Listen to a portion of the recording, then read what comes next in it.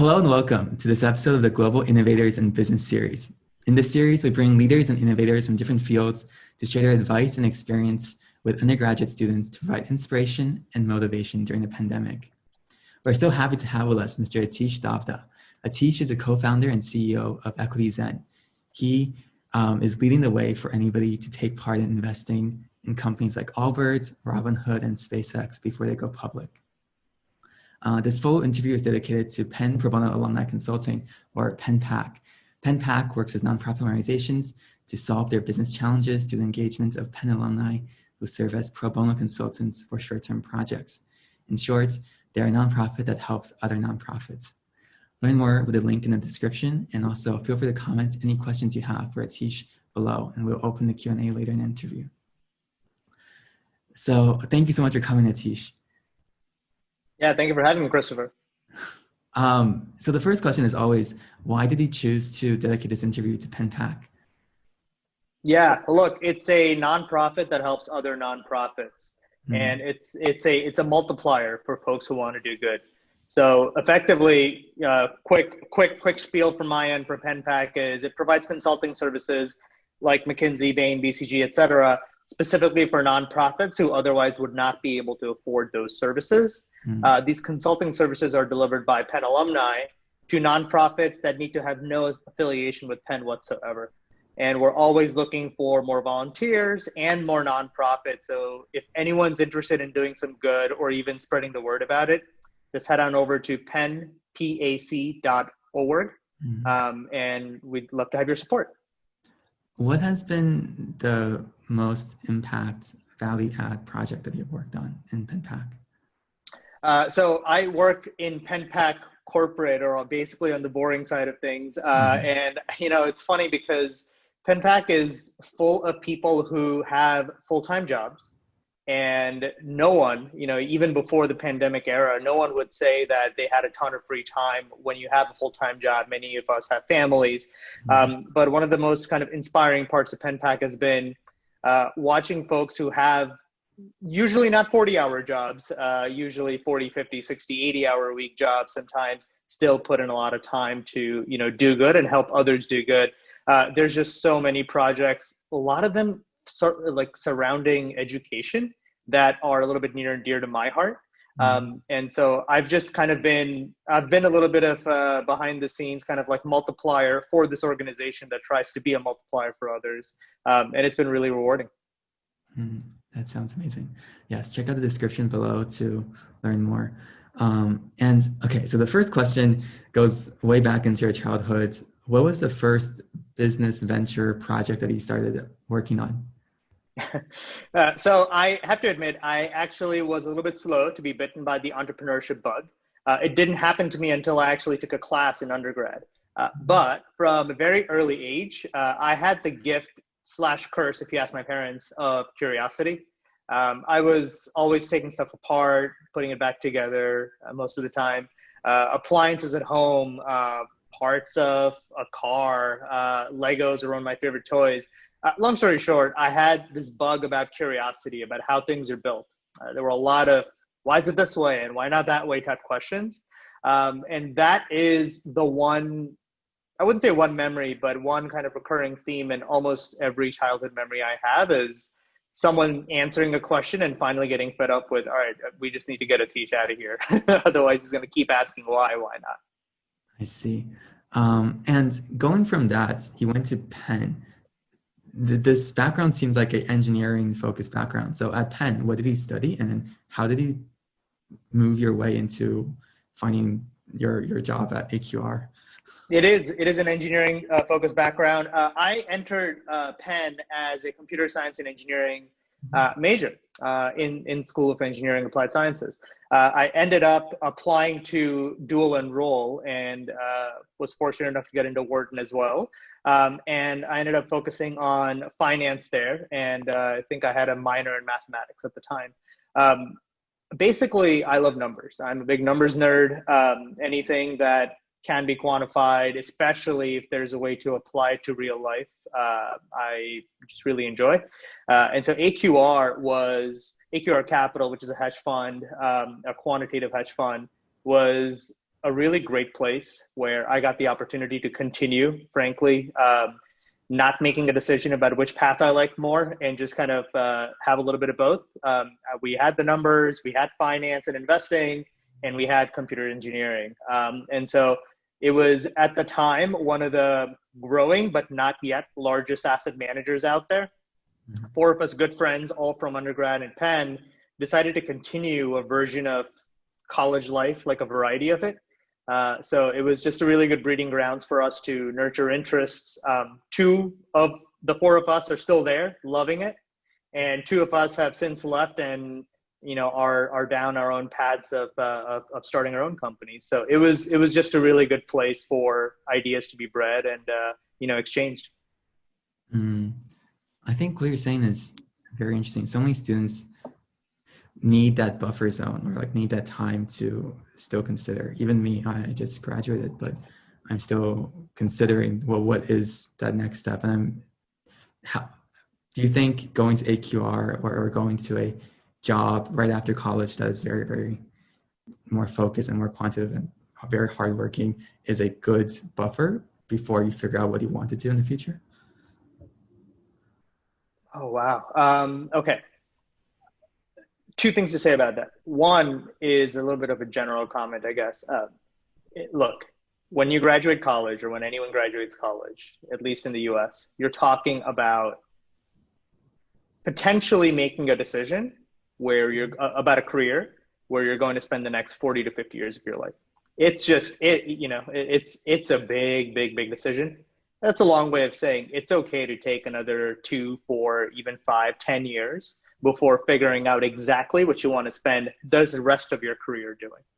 And there's plenty of people who make changes late in their career as well. So it's never quite off the table.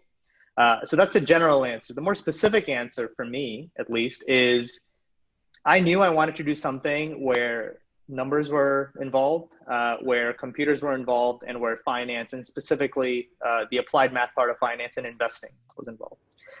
So what I saw at AQR was I saw the early folks at AQR, the folks who built it up when it was nothing. I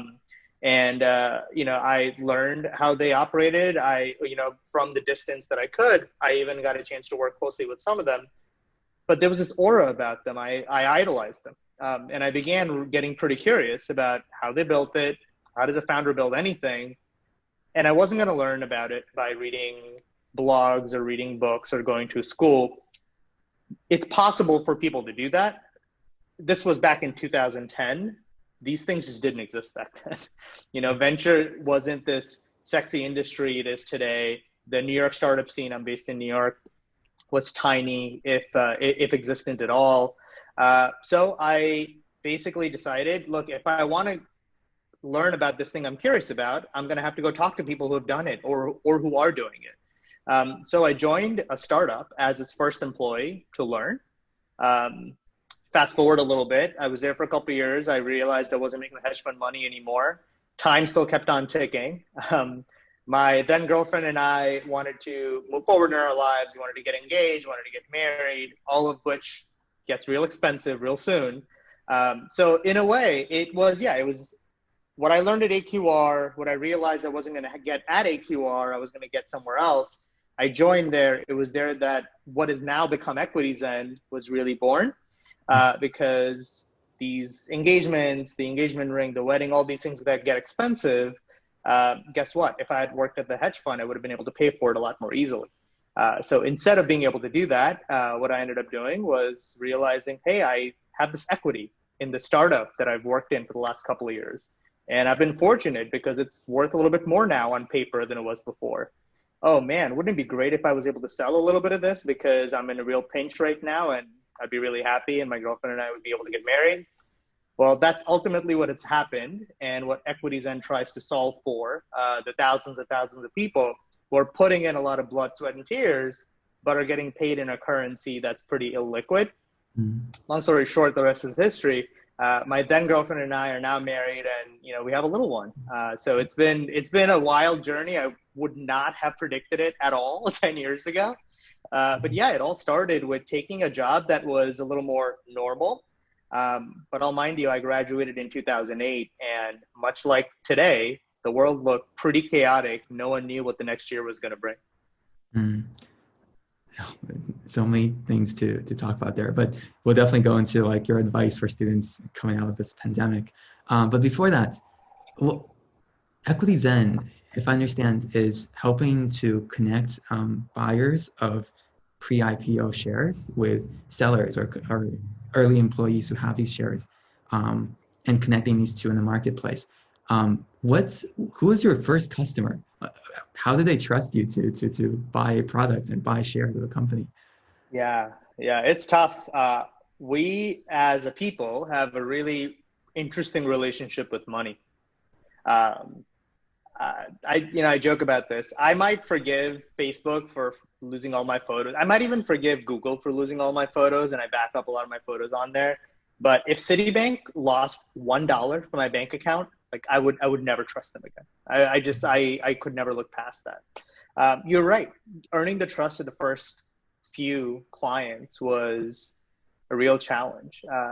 Just really quickly to set the stage, what EquityZen does is we operate similarly to a stock exchange, but for private companies.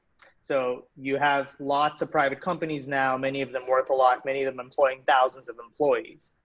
You have these employees, you have the early investors, you have the investors that invested 10 years ago that today are still holding private company shares. 20 years ago, that company would have gone public and the shares would have been freely traded.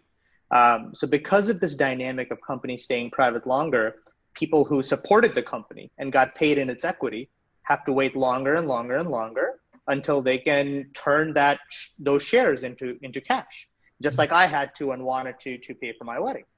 So that's what EquityZen does. We take the small shareholders, match them up with a bunch of buyers who want access to the company, who are big fans, but because the company's not publicly traded, they can't just go to their E-Trade account or Fidelity account and buy or sell. So that's what EquityZen does. The way it kind of ties into what you were just asking about, the sell side, I think you can appreciate it was a little bit easier to convince someone of. At the end of the day, I was going to hand them some money, or we as a firm were going to hand them some money. So they were a little bit easier to convince. The buyers, it turns out, well, it was 2013. The stock market had been rising for 4 or 5 years. What is now a 10-year bull run was still in its first half. And so you have a lot of investors who are like, well, I'm making enough money in the public stock market, but if I'm making this much money in the public stock market, maybe I can make even more money in the private stock market. And I know that sounds greedy or kind of yield seeking. At the end of the day, that's what an investor does. They're supposed to build diversified portfolios. They're supposed to figure out which asset allocation is going to work best for them. So our service was not a fit for a lot of investors. First of all, you have to be accredited.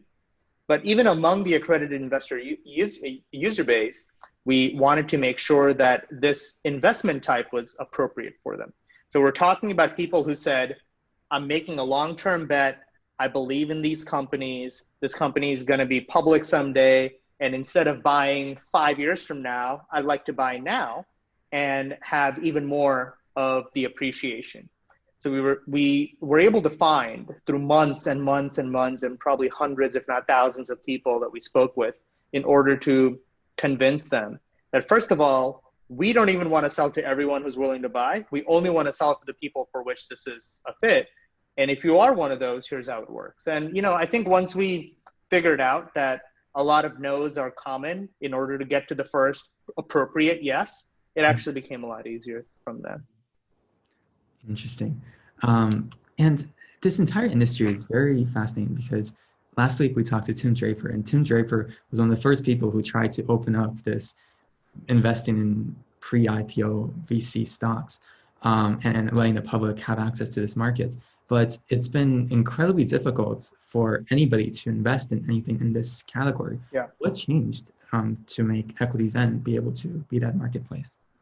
Well, it still is incredibly hard. So I don't want to say anything has changed on that front. It just so happens that we've decided, look, the world's full of really hard problems, and there's plenty of people willing to solve the hard problems. I think we just happen to like this hard problem to solve.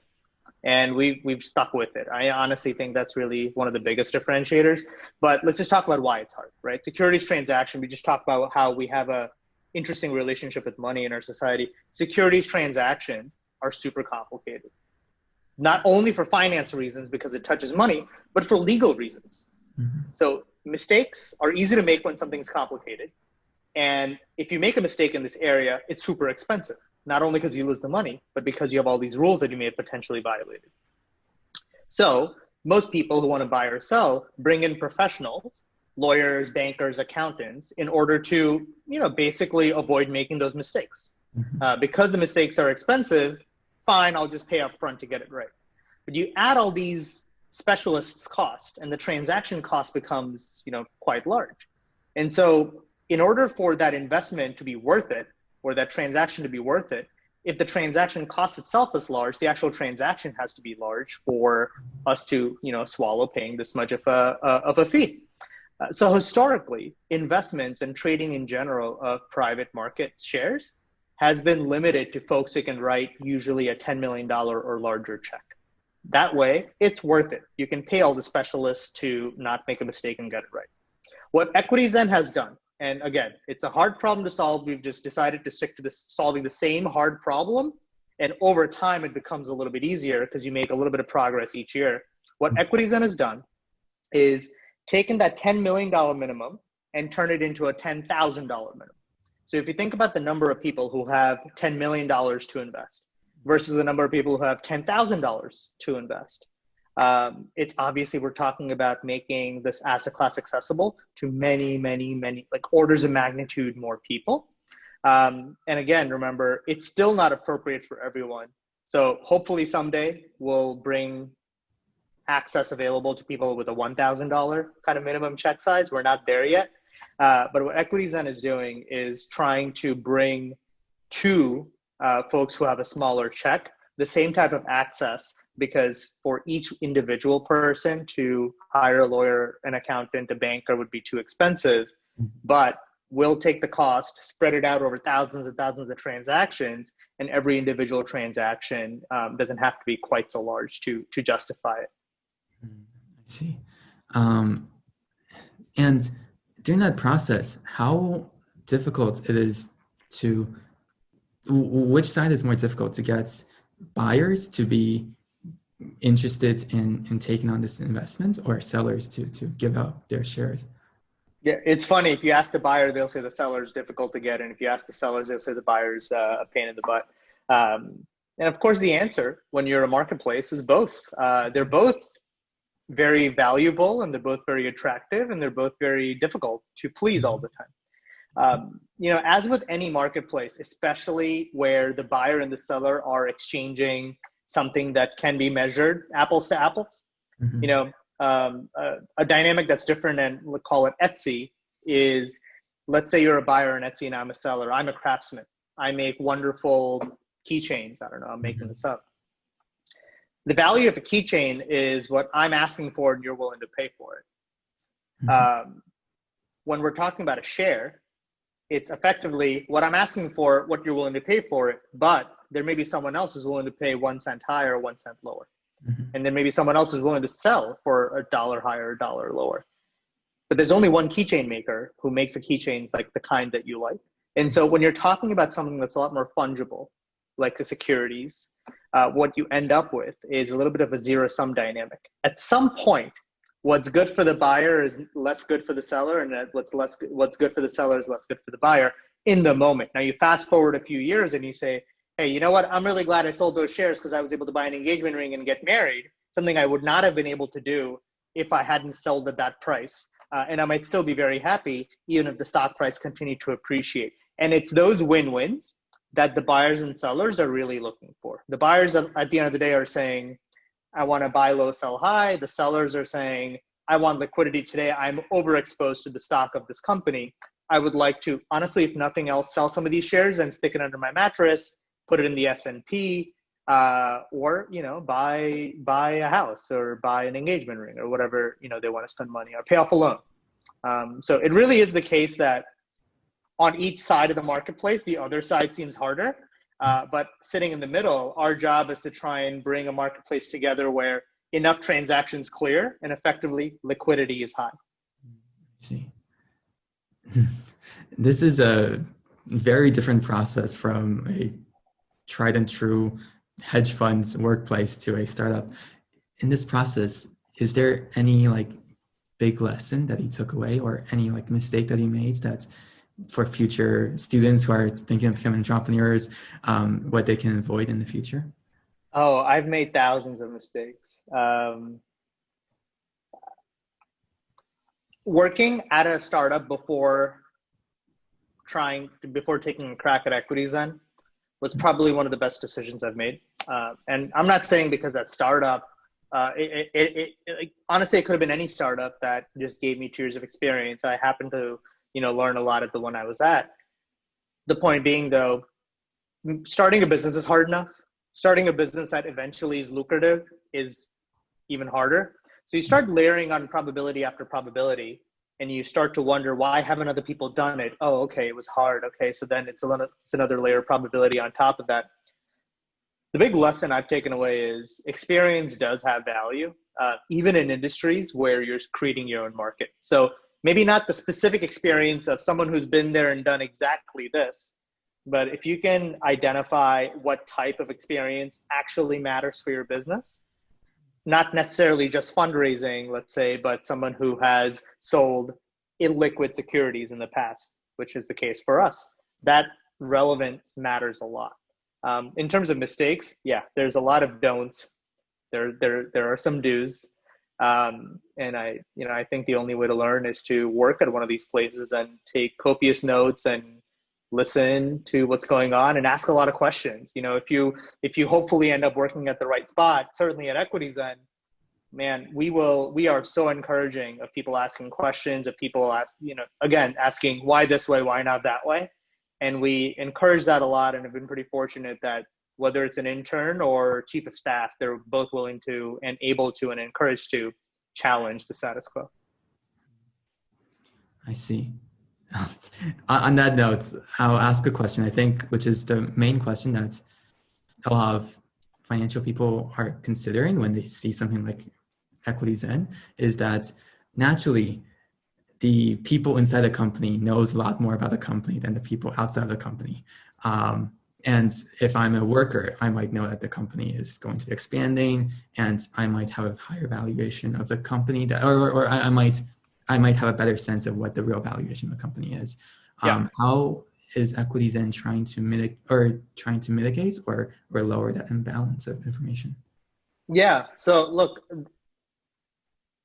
the first things first, there are usually and almost always more than one buyer or more than one seller. Mm-hmm.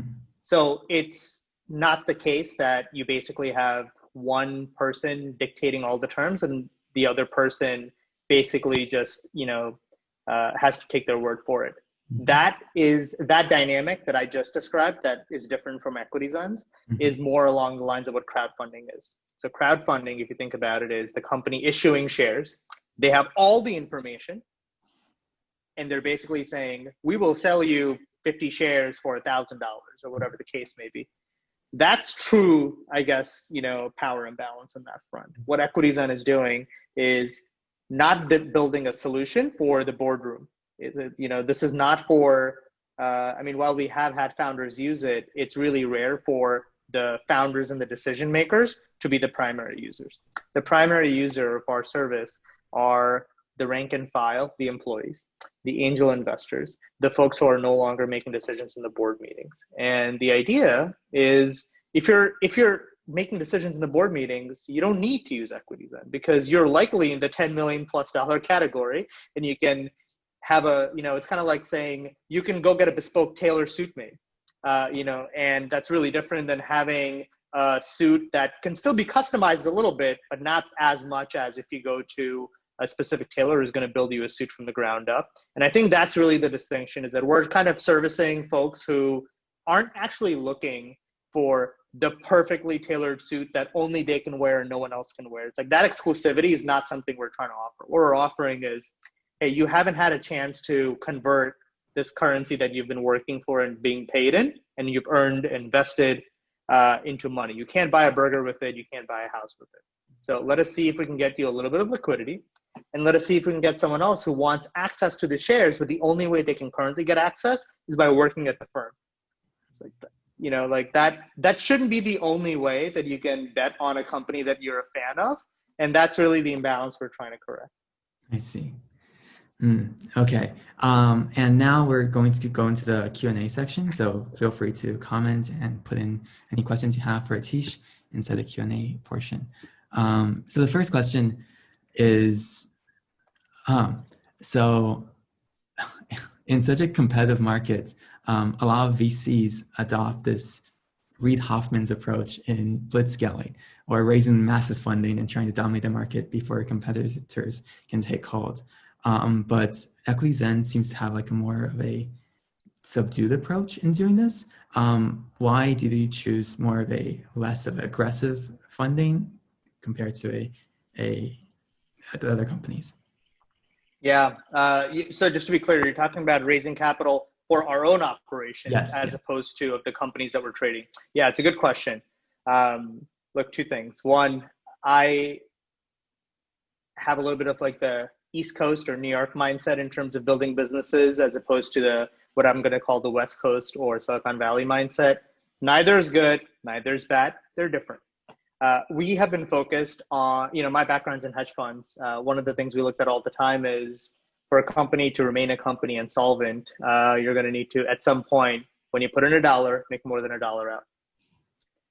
That's not something that needs to happen in the first 10 years of a company. It doesn't even have to happen in the first 20 years of a company.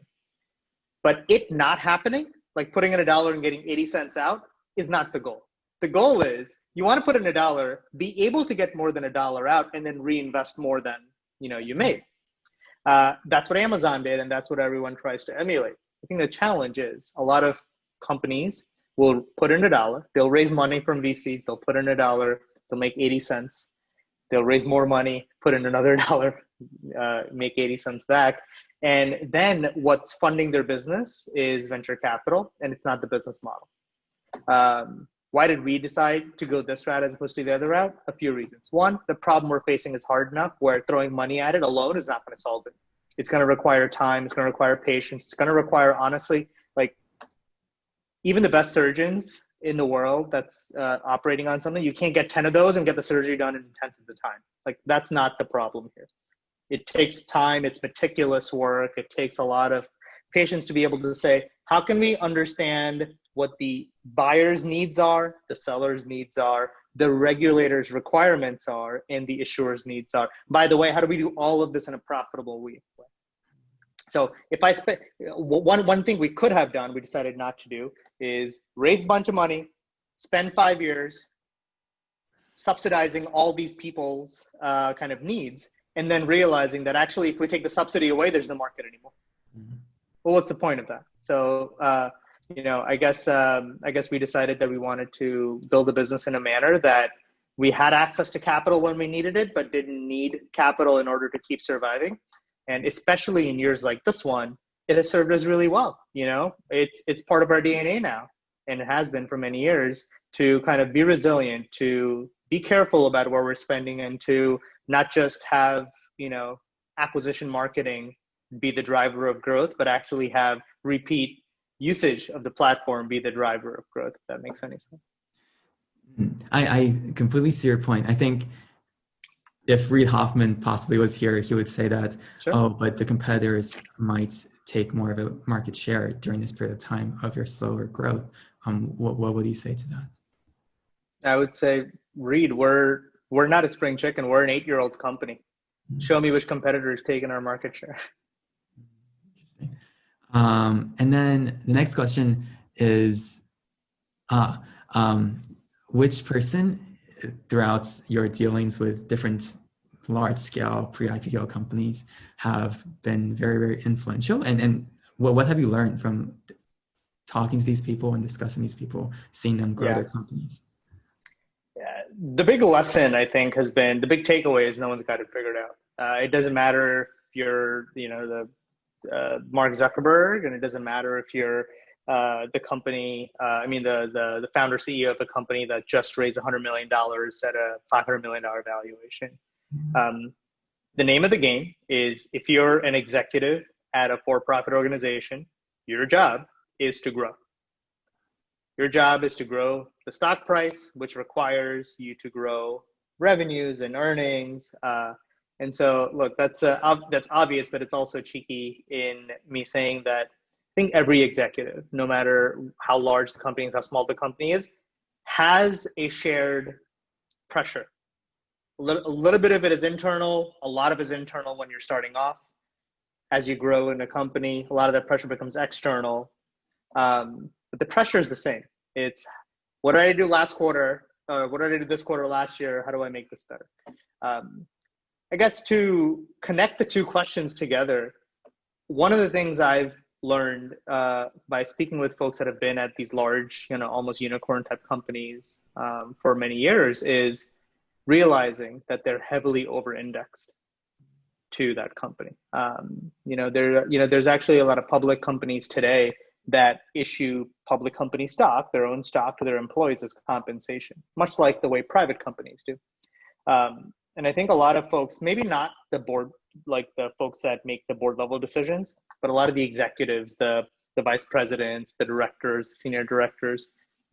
One quote that always stuck with me from a VP at one of these companies was, a lot of my colleagues haven't lived through '01 and a lot of my colleagues haven't lived through '08, but I have, and I'm selling a little bit at the moment I can, because I'm getting my salary from this place, I'm getting my health insurance from this place, I'm getting my stocks from this place, I'm getting my retirement benefits from this place.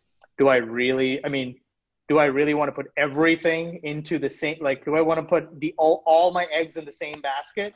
No matter how good that basket is, it doesn't make sense to a lot of people. And I think that's why a lot of folks end up diversifying. It's not really a lack of confidence or confidence in the business. A lot of sellers end up selling, including folks that have helped build a lot of these companies from the ground up, is saying, oh, at the end of the day, my identity is different than the company. My needs are different than the company. If I have a daughter going to school, the company has very different timing needs than I do in terms of cash. And so I guess the one kind of commonality is, A, no one's got to figure it out. B, it's healthy to have a little bit of a gap in my decision-making versus my employer's decision-making, if that makes any sense. That's so interesting and such a great answer. Wow.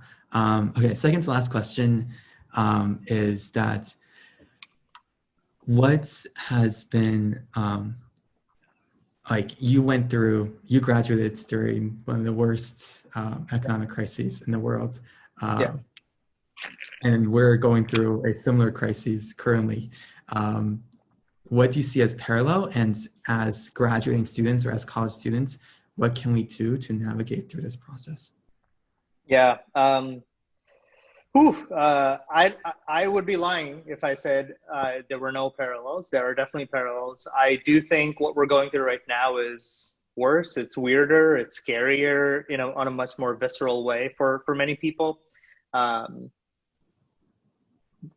There are tons of parallels. The primary one being there's a lot of information that is speculation that is going around as fact. That happens during every crisis. I mean, it happens when things are stable. Of course, it's going to happen during crises.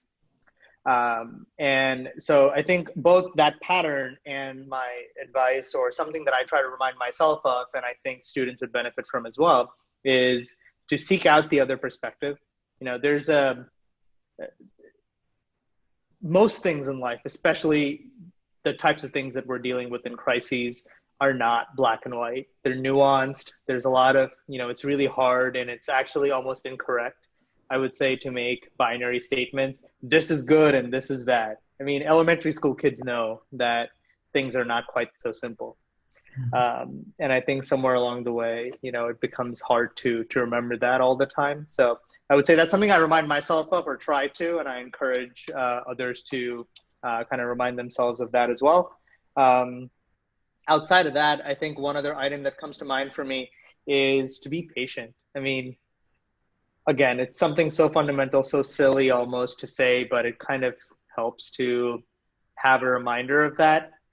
The people that didn't panic and sell at the bottom in 2008, 2009, the people that ended up kind of realizing that, look, humanity's been around for a long time, our own society's been, the darn stock market's been around for 100 years then. Yes, there's been a lot of weird stuff that we've seen, but during that time, let's just pick the stock market. During that time, we saw the Great Depression, we saw the tail end of World War I, we saw the Great Depression, saw World War II, we've seen 3 other wars during that time. We've seen shocks to commodities markets, oil spiking up and down. My point is, we as a society have seen a lot, and sometimes it's easy to forget that, this too shall pass. So I think that's probably my recognition of the same pattern repeating itself, where it feels like, oh my gosh, what's going to happen tomorrow and the next year and the next year. And maybe just a good reminder that we might not know what's going to happen, but it'll happen. And, I just kind of have to have a steady mind and a positive outlook to be there. So I guess those are my 2 kind of pieces of advice. My third unsolicited one is, no matter who you vote for, just go vote. If you're 18, go vote. If you're not 18 yet, or if you're not eligible to vote, go volunteer, encourage other people to vote, cover for other friends and family so that they can go vote, whether it's in person or mail in. Just do whatever you can do, not just get engaged, but stay engaged. I think that one is my kind of, plug for anyone who's listening. 100%. And I think on the be patient side, for students, this might not be the stock market as per se, but it might just be looking for jobs. Maybe job opportunities are less right now, but if you wait a little bit further, be patient, I think the opportunities will recreate or reshow itself. That's a great perspective. Yeah. Yeah. And then the final question is, what do you think is the future of financing these companies? There's now things like, there's pre-IPO shares trading, there's ICOs, there's crowdfunding. What do you see in 10, 15 years, this entire industry or regulation space be? 10, 15 years, that's a Tim Draper question. My eyesight doesn't go that far out. I think the trends are going to continue, but they're going to be a lot slower than we hope. Is blockchain going to go away? No. Are ICOs going to go away? No, but it's going to be way slower than people wanted. I mean, in 2017, people were thinking that the Federal Reserve is going to ditch the dollar and switch over to a cryptocurrency in a matter of 10 years. And I think the same people would say, oh, that's a long ways away now. So I think my generic answer, but I do think it's true, is things are going to, the trends will continue, but the pace of change will be way slower than you thought. Especially when it comes to finance. The only thing that in the last 6 months, that's really accelerated hasn't really been in America or other first, like top tier economies, but in a lot of emerging and developing economies is the adoption of paperless or currency-less transactions. In a lot of developed economies, the momentum is already shifting in that direction. But in a lot of developing economies, it used to be cash only. And because of, you don't want to touch something that someone else who potentially has been exposed to something has been touching, that has accelerated really, really rapidly. I don't think that's going to be true for, private investments or public investments or any of that stuff. Well, thank you so much, Atish. And check out Penn Pack if you have a chance. It's in the link below. And it's been such a pleasure, Atish. Christopher, thank you so much. I'm really excited that you guys are doing this for the students. And if anyone's still listening, hey, please go vote and check out Penn Pack. Thanks a lot.